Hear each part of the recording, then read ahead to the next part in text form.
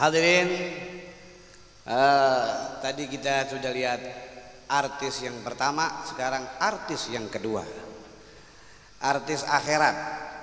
Mudah-mudahan beliau memberikan kepada kita pencerahan di zaman pandemi ini, sehingga kita mengetahui bagaimana trik-trik para sunan-sunan saiki piye. Walhasil kita ngomong bahasa Betawi jadi bahasa Jawa. Intinya, nah jadi neh tuh ya. Intinya kita semua di satu lambang merah putih, Bhinneka Tunggal Ika, bersatu-satu deh, berbeda-beda tapi sama modelnya. Gus Miftah ngikutin Sunan Kalijaga, tadi gosidahnya dibaca, mangkenya pakai belangkon. Nah, kalau Habib Qasim pakai belangkon, dia model Hadramut sebelah barat. Kalau ini sebelah timur. Nah, jadi yang saya suruh Habib Qasim yang sebelah timur aja. Yang sebelah barat ntar beda. Kalau sebelah timur pakai tongkat, ente pakai sejadah, orang diajak pada terbang semuanya. Hadirin, nggak panjang lebar saya ucapkan jazakallah khair kepada Gus Miftah yang telah menyempatkan waktu yang sibuknya untuk Majelis Nurul Mustafa. Kami berharap dengan kedatangan ini bisa menambahkan silaturahmi dan juga ikatan kepada junjungan kita Nabi besar Maulana Muhammad, khususnya para wali-wali songo yang mana sebagai panutan kami daripada cucu keturunan junjungan kita Nabi besar Maulana Muhammad sallallahu alaihi wasallam. Hadirin, tidak panjang lebar, kita berikan tetamu kita Gus Miftah untuk memberikan sebutir, 2 butir nasihat kepada kita. Sallallahu ala Muhammad.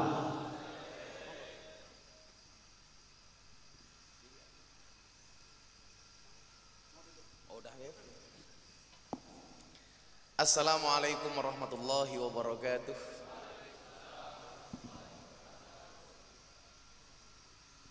Hamdan wa syukran lillah, salatu wassalamu ala rasulillah Sayyidina wa maulana Muhammad ibni Abdillah, wa la hawla wa la quwata illa billah, amma ba'd. Hadratal muhtaramin, para masyayikh, para kiai, para habaib, al-akhos, muallimina wa mudarrisina wa murabbi ruhina Habibana Hasan, yang subhanallah saya bermimpi bisa hadir di Majelis Nurul Mustafa sejak 2 tahun yang lalu, Habib. Maka jika Jerman membuat robot, Jepang membuat mobil, Habib Hasan membuat kangen. Sejak 2 tahun yang lalu saya sampaikan kepada Ustadz Roy, sahabat saya ini, andaikan Allah berkehendak, saya ingin sekali menjadi bagian daripada Nurul Mustafa. Maka malam hari ini saya minta izin kepada Habibana, tolong akui saya sebagai muridnya Habib dengan mahabbah yang saya miliki. Saya sering mengatakan, jika teman membuatmu kecewa, jika pasangan membuatmu terluka, jika corona membuatmu menderita, yakinlah Gus Miftah hadir dengan membawa cinta. Cintaku pada kalian seperti air kencing di dalam kolam renang. Maksudnya apa? Wujudnya tidak nampak tapi hangatnya bisa dirasakan.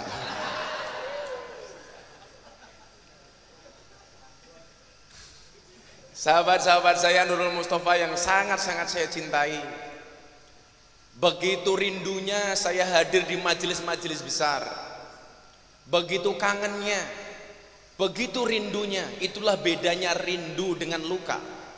Rindu semakin lama semakin luka bisa sembuh, tapi rindu semakin lama semakin kambuh. Karena keterbatasan, gara-gara pandemi kita jadi susah untuk hadir.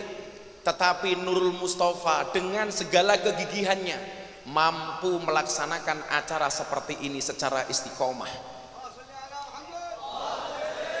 Kalian tahu kenapa istiqomah itu berat? Iya, istiqomah itu pasti berat, karena kalau ringan namanya istirahat. Untuk istiqomah kita butuh banyak dicoba oleh Allah. Saya sering ditanya, kenapa cobaan itu banyak? Iya, cobaan itu pasti banyak.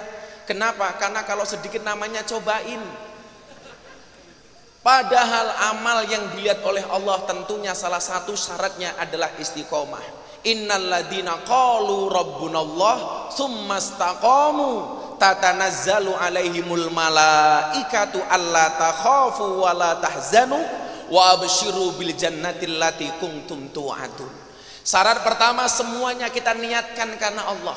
Maka saya selalu bilang, saat kamu tulus mencintai, saat kamu tulus mencari ridho Allah, maka manusia pun akan mencintaimu karena Allah. Kalau kita dicintai Allah dan kita mencintai Allah, saya ingat kata Rasulullah, aradallah ang takuna mahbuban la muhibban. Allah mengendaki kamu menjadi orang-orang yang tidak hanya sekedar mencintai, tapi juga dicintai. Saya mau tanya kepada kalian, pilih mana? Mencintai apa dicintai? Mencintai apa dicintai? Dicintai, apalagi dicintai Allah. Kalau kamu dicintai sama cewek, belum tentu cewek itu bisa menyenangkan kamu. Kalau kamu mencintai cewek, belum tentu yang kamu cintai bisa menyenangkan kamu. Tapi kalau kita dicintai dan mencintai Allah, Allah mencintai kita, pasti Allah akan menyenangkan dan membahagiakan kita. Saya cinta dengan Habib Hasan, apapun persoalannya saya singkirkan. Malam hari ini ada pertemuan dengan kawan-kawan saya di BUMN, saya pamit mohon izin. Saya tadi ketemu Direktur Pertamina, saya ketemu dengan Direktur Hutama Karya. Mereka saya tinggal makan malam, Habib. Mohon izin, mohon maaf, saya harus pergi. Kenapa Gus? Ini rapat penting, saya nggak urusan. Urusan penting di dunia kalah dengan pentingnya Habib Hasan di hati saya. Maka saya selalu bilang, melupakan Allah itu dosa, melupakan orang tua itu durhaka, melupakan Habib Hasan mana bisa.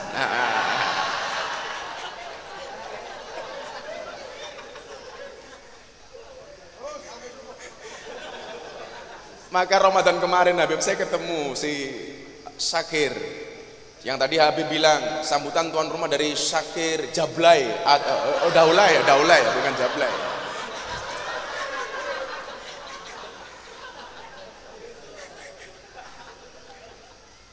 Saya kan bilang sama Syakir Ramadan kemarin,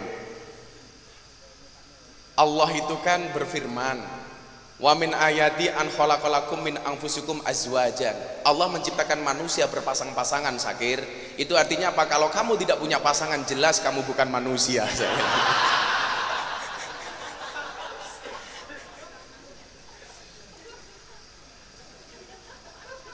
Kalau kita dicintai oleh manusia, belum tentu manusia itu bisa membahagiakan kita. Bahkan jatuhnya adalah kecewa.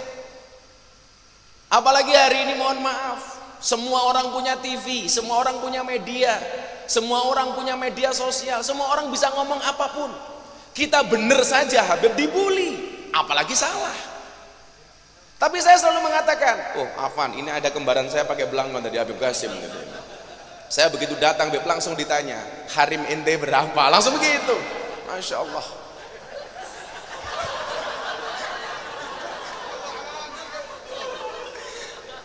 Saya bilang sama Habib, ila wahid faqat, hanya satu istri saya. Kenapa? Karena saya punya prinsip, lelaki yang hebat bukan lelaki yang mencintai banyak wanita, tetapi mencintai satu wanita dengan banyak cara.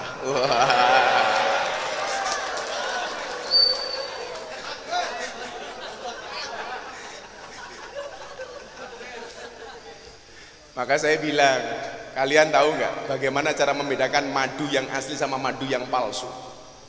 Ternyata cara membedakannya mudah.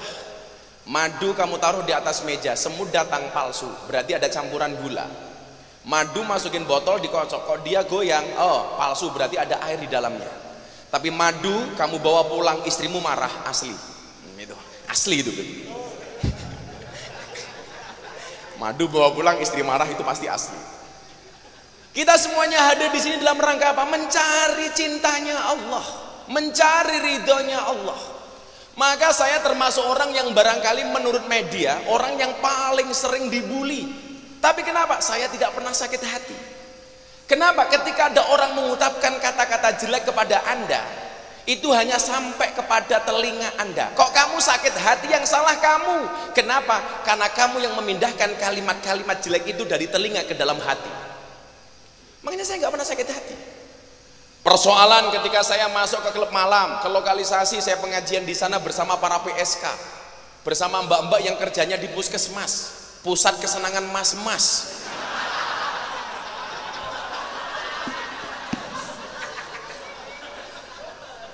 Yang saya alhamdulillah Habib, hampir semua klub malam di Jakarta bisa menerima kehadiran saya.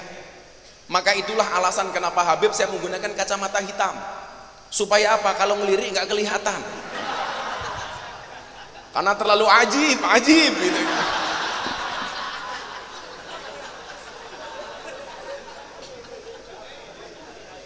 Dan orang yang pertama kali membela saya siapa? Yang membela saya pertama kali dengan gigi adalah Habibana Habib Lutfi bin Yahya Pekalongan. Maka ketika saya dibully, saya bilang, Habib Hasan kenal lagi gua. Itu madu Beb ya? Oh palsu ini berarti Beb, ini palsu ini. Ini kayaknya kopi susu ya Beb ya? Karena kopi susu itu kopi yang bikin bingung Habib. Kopinya ngajak melek, susunya ngajak tidur Beb. Lah itu persoalannya.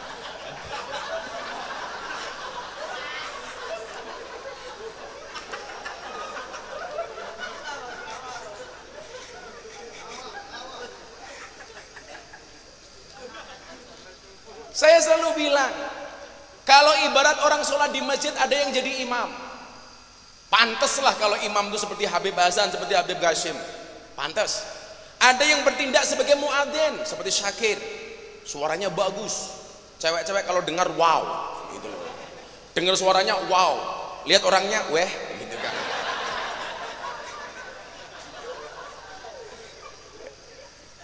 Yang khutbah kayak Habib Ghashim, Habib Hasan. Yang mimpin tahlil, mimpin apapun, mimpin manakib, mimpin burdah, orang-orang kayak beliau. Posisi saya di mana? Posisi saya cukup sebagai pembersih toilet dan kamar mandi. Karena saya meyakini sekhusuk-khusuknya kita sholat di dalam masjid, walaupun bacaan imamnya bagus, suara muadzinnya kayak Syakir, tetapi kalau toiletnya bau, pasti kita sholat tidak akan pernah khusyuk. Maka tugas saya sebagai pembersih toilet. Maka ketika saya diundang salah satu acara televisi, ada seorang ustadz mengatakan sama saya begini.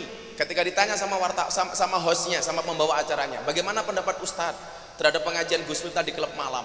Jawaban beliau luar biasa. Ini memalukan, menjual agama untuk kepentingan dunia. Saya ditanya, apa respon Gus Miftah? Saya jawab, afwan Kiai, afwan. Kalau yang saya lakukan dianggap memalukan, lebih memalukan mana? Ketika kita melihat kemaksiatan, diam tanpa memberikan solusi apapun kepada mereka. Kenapa? Yang butuh Allah tidak hanya kita, mereka juga butuh Allah. Tapi persoalannya adalah ketika mereka hadir di majelis, kita hakimi. Kita seringkali menjadi hakim dan pengacara bagi kesalahan orang lain, dan menjadi hakim dan jaksa bagi kesalahan orang lain, tetapi menjadi pengacara bagi kesalahan kita sendiri. Kalau ada orang salah kita vonis, kita hakimi, sementara kalau kita salah kita bela dan cari pembenaran diri. Padahal Allah menciptakan manusia untuk saling mengenal dan menasihati, bukan untuk saling menilai dan menghakimi. Maka ketika orang ngomong seperti apapun, terakhir saya diajak oleh Pak Anies Baswedan gubernur untuk meresmikan gereja GBI di Penjaringan. Wallah saya diminta. Dan acara itu bukan acara peribadatan, tapi acara peresmian. Semua tokoh agama hadir. Yang Islam tidak hanya saya, semuanya ada. Tanda tangan saya enggak. Saya dibully, Miftah kafir, masuk tempat ibadah orang lain. Saya bilang kalau kafir saya syahadat lagi. Toh orang kafir 70 tahun membaca la ilaha illallah sekali itu kebakar kekafirannya. Kalau masuk tempat ibadah agama lain dianggap kafir, berarti orang Jawa Tengah, Beb, afwan, banyak yang kafir. Kenapa? Karena masuk Borobudur dan Prambanan. Itu tempat ibadahnya orang Hindu dan orang Buddha. Bayar-bayar mahal dikafirin. Please deh. Makanya ketika saya melihat dari kejauhan, karena saya nggak berani mendekat, dulu ketika Habib ini di Istiqlal, sekian tahun yang lalu di Monas, saya hanya bisa memandang dari kejauhan. Saya hanya bisa melihat dari kejauhan. Saya jadi ingat betul kemudian di dalam di dalam burda itu disebutkan bahwa Rasulullah itu adalah sosok yang paling enak untuk dipandang. Saya membayangkan, jangankan Rasulullah, jejak beliau ini, saya melihat Habib Hasan di Monas, saya jauh di belakang, saya mau mendekat gak berani. Melihat beliau di hadapan ribuan, ratusan ribuan jamaah seperti itu, saya menangis. Bagaimana kemudian kita berjumpa dengan kakek beliau? Coba melihat Habib Qasim, ya Allah, saya langsung ketawa.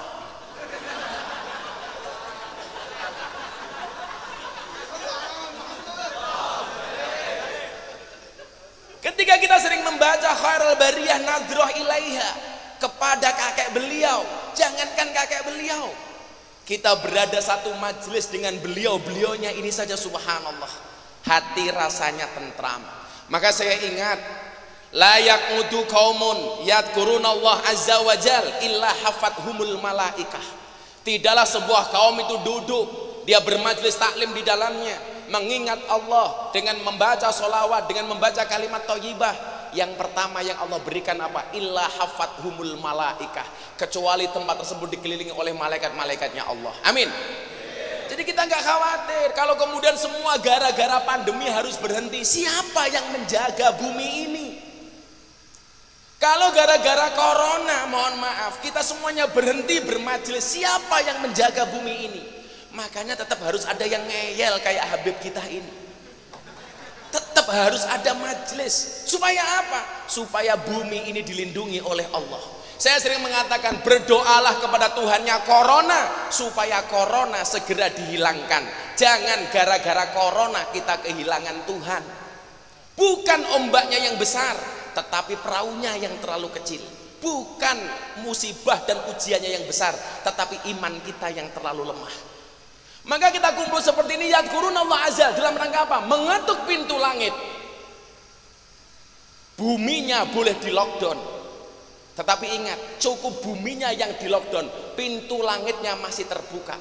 Maka ketuklah pintu langit dengan doa. Kalau semuanya takut bahaya, Bib. Coba mas-mas semuanya jawab pertanyaan saya. Ini pandemi nggak berakhir, padahal saya lihat banyak wajah-wajah jomblo di sini. Ya Allah, sejomblo-jomblonya kalian pasti akan berakhir. Amin. Dimana berakhirnya? Kalau tidak di pelaminan, minimal di pemakaman, ya. Akan datang satu saat kalian akan dipertemukan dengan orang yang tepat, yang kedatangannya untuk menetap bukan karena nafsu sesaat. Iya. Kalau kamu yakin akan ada pelangi setelah hujan, maka kamu harus yakin akan ada kebahagiaan setelah kejombloan. Ya. Kamu santai aja, Syakir. Kalau kamu dibilang dasar kamu jomblo, kamu jawab, sorry, saya jomblo bukan karena saya nggak laku, tapi karena aku mampu menjaga kehormatanku. Iya. Tapi karena memang juga karena nggak ada yang mau. Iya.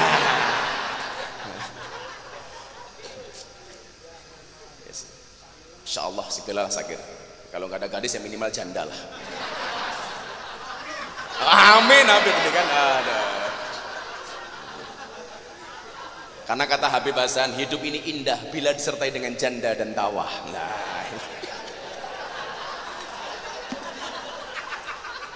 bentar, Syakir, kalau nikah dengan janda itu enak. Lebih baik kamu nikah dengan janda tapi rasa gadis, daripada nikah dengan gadis tapi rasa janda. Ya.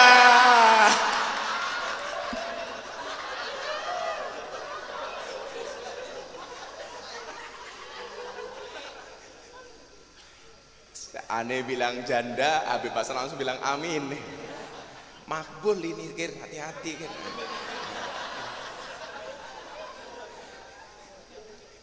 Ini banyak yang suka janda, Beb, gara-gara terprovokasi iklan janda semakin di depan. Coba bayangkan kalau kita takut secara berlebih-lebihan.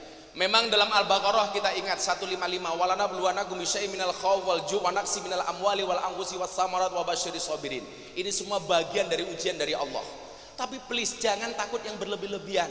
Kenapa? At-Taubah 51 Allah mengatakan kul la yusibana illa ma kataballahu lana huwa maulana wa 'alallahi falyatawakkalul mu'minun.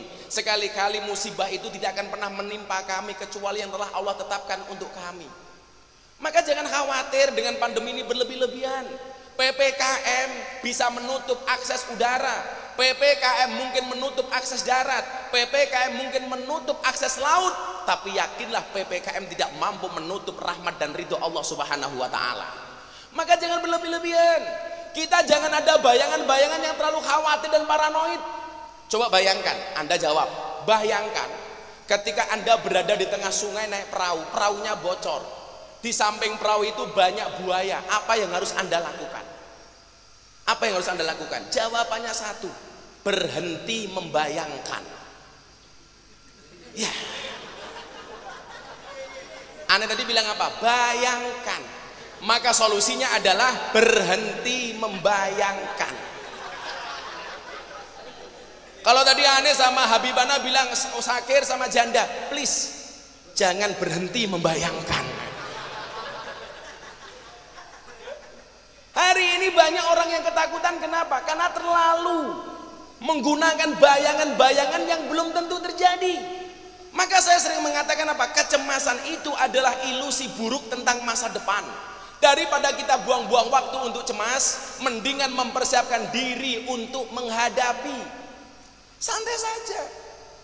Saya menggunakan masker, ya karena saya taat dengan prokes itu saja. Apakah masker ini menjamin tidak COVID? Gak ada jaminan. Gak ada jaminan. Makanya Kiai Jat, Mbah Jat dari Nganjuk itu ngasih ijazah kepada kita untuk membaca salamun qala mir rabbir rahim 8 kali setiap habis sholat, kemudian ditiupkan ke tangan dan kemudian diusapkan ke wajah. Kata beliau apa? Ini masker ghaib. Dibaca 8 kali bismillahirrahmanirrahim, salamun qala mir rabbir rahim, salamun qala mir rabbir rahim, salamun qala mir rabbir rahim, salamun qala mir rabbir rahim, salamun qala mir rabbir rahim, salamun qala mir rabbir rahim, salamun qala mir rabbir rahim, salamun qala mir rabbir rahim. Ditiup 3 kali. Kemudian diusapkan ke wajah. Ini ijazah dari beliau. Dan subhanallah, beliau sampai meninggal sama sekali tidak tersentuh COVID. Ini nggak ada jaminan. Orang prokes, menjaga jarak. Apa hikmahnya menjaga jarak? Hikmah menjaga jarak adalah kenapa kita harus menjaga jarak? Karena menjaga jarak mengajarkan kepada kita bahwa yang dekat belum tentu jadian. Ya.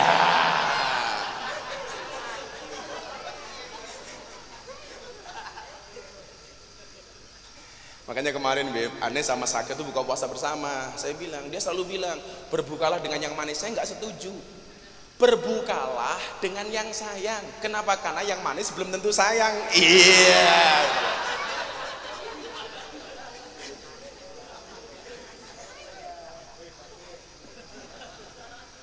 Semoga Sakir segera berjodoh. Janda anak 15.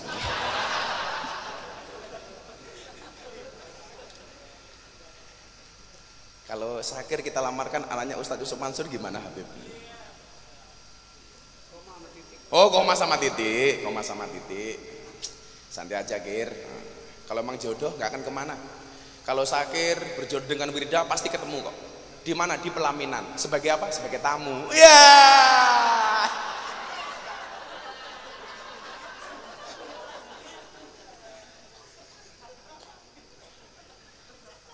Orang sudah menjaga prokes, sudah pakai masker, sudah menjaga jarak, cuci tangan dan lain sebagainya. Jaminan nggak kena COVID? Enggak. Tetangga saya nggak pernah keluar rumah tiap hari pakai masker, nggak pernah keluar rumah sama sekali, tetap mati. Kenapa? Bukan karena COVID. Dihajar sama istrinya gara-gara nggak punya penghasilan.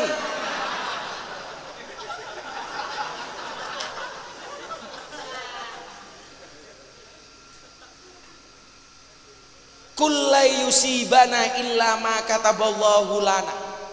Sekali-kali musibah itu tidak pernah menimpa kami kecuali yang telah Allah tetapkan kepada kami. Maka kemudian apa dilanjutkan ayatnya? Huwa maulana. Dialah Tuhan yang menjadi penolong kami. Wa 'alallahi falyatawakkalul mu'minun. Dan hanya kepada Allah orang-orang beriman itu bertawakal. Lah ini ngomong tawakal, Beb. Ane punya cerita. Ada kiai itu sukanya berburu. Hari Jumat selepas Jumatan dia datang ke hutan, ketemu harimau. Kiai bawa tembak, bawa senapan, ditembak, dar, ternyata harimaunya kebal.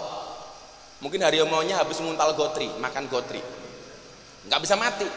Begitu pelurunya habis, gantian kiai yang dikejar oleh harimau. Kiainya lari ketemu jurang, pilihannya dua, lanjut masuk jurang, kembali dimakan sama harimau.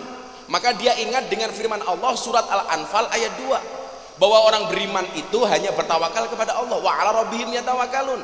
Akhirnya tangannya diangkat, dia berdoa, matanya ditutup. Ya Allah, ya Allah, bila saya harus mati dimakan harimau, please matikan aku dalam keadaan husnul khotimah. Begitu matanya dibuka, ternyata harimaunya nggak makan Pak Kiai. Pak Kiai bertanya kepada harimau, harimau kenapa kamu nggak makan saya? Dijawab sama harimau, Pak Kiai yang sabar, saya juga sedang berdoa. Kamu doa apa? Allahumma barik lana fi.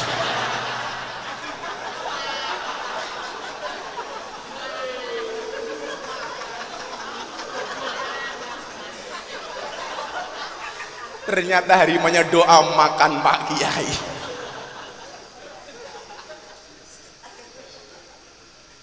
Maka kita nggak boleh khawatir yang berlebihan. Ikhtiar wajib. Saya kemarin ke Lampung, Beb, santri saya di pondok pesantren di Lampung minta vaksin. Ya, saya vaksin. Orang bilang, untuk apa vaksin? Kalau toh habis vaksin banyak yang mati. Kalau toh banyak habis vaksin banyak yang sakit. Ini sama halnya, untuk apa kamu makan?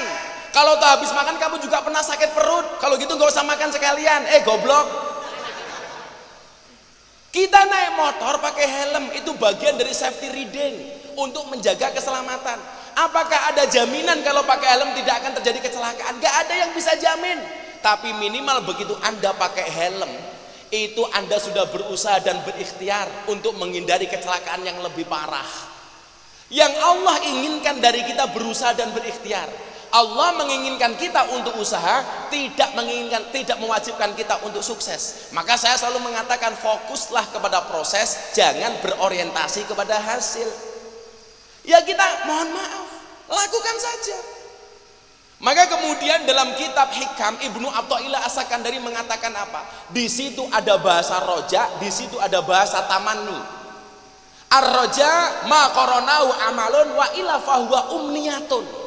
Yang namanya harapan atau roja itu apa? Satu cita-cita yang kemudian dilaksanakan dengan amal dan perbuatan, itu namanya roja. Tapi kalau kita punya keinginan kemudian tidak ada usaha, itu namanya tamani. Artinya apa? Angan-angan. Kalau kamu senang sama cewek, ya ikhtiar. Bagaimana ikhtiarnya? Ta'aruf. Apa? Khidbah, dilamar. Kalau kamu pengen jadi orang kaya, ya usaha, bisnis, kerja. Sekarang kerja nggak mau, bisnis nggak mau, tiap hari pekerjaannya tidur, bangun tidur bikin status WA, akan indah pada waktunya.